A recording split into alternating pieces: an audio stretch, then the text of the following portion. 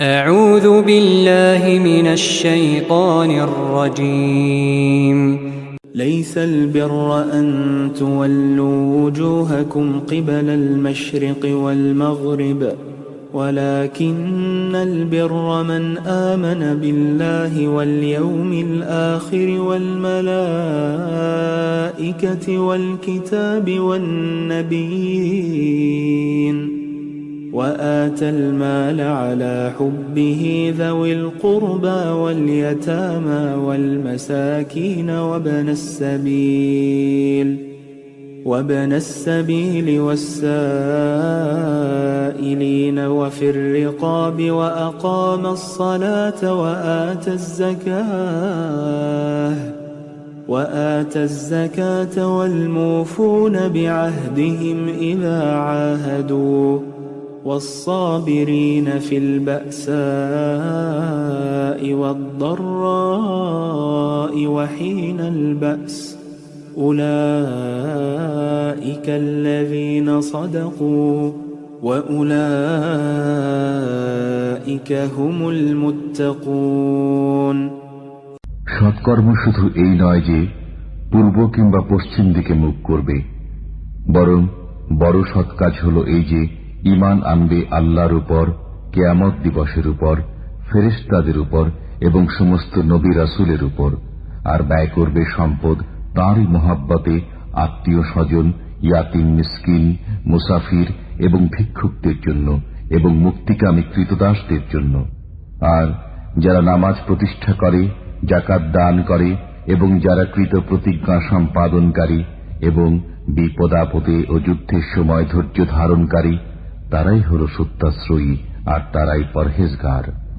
يا أيها الذين آمنوا كتب عليكم القصاص في القتلى الحر بالحر والعبد بالعبد والأنثى بالأنثى فمن عفي له من أخيه شيء فاتباع بالمعروف وأداء إليه بإحسان ذلك تخفيف من ربكم ورحمة فمن اعتدى بعد ذلك فله عذاب أليم। হে ঈমানদারগণ, তোমাদের প্রতি নিহতদের ব্যাপারে কিসাস গ্রহণ করা বিধিবদ্ধ করা হয়েছে। স্বাধীন ব্যক্তি স্বাধীন ব্যক্তির বদলায়, দাস দাসের বদলায় এবং নারী নারীর বদলায়।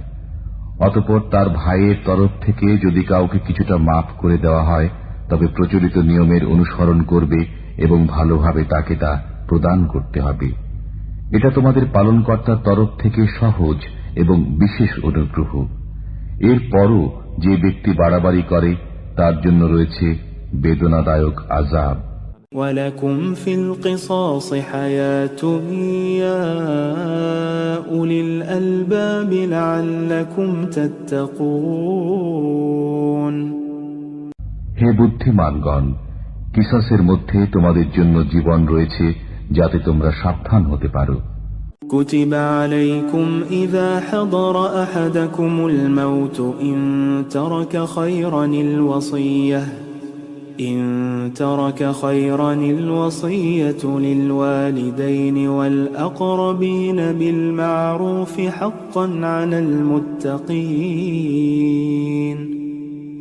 তোমাদের কারো যখন মৃত্যুর সময় উপস্থিত হয়, সে যদি কিছু ধন সম্পদ ত্যাগ করে যায়, তবে তার জন্য ওসিয়ত করা বিধিবদ্ধ করা হল পিতা মাতা ও নিকট আত্মীয়দের জন্য ইনসাফের সাথে। পরহেজগারদের জন্য এ নির্দেশ জরুরি।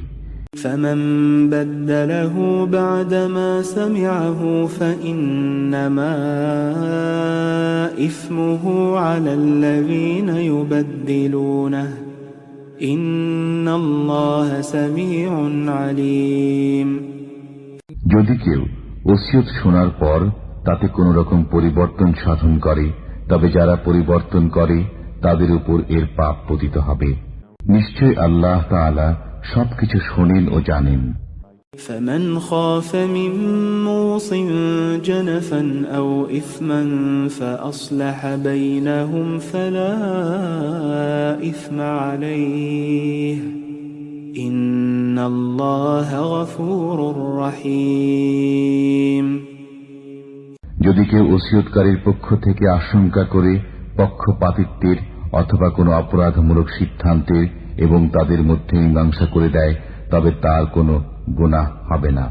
নিশ্চয়ই আল্লাহ তাআলা ক্ষমাশীল, অতি দয়ালু।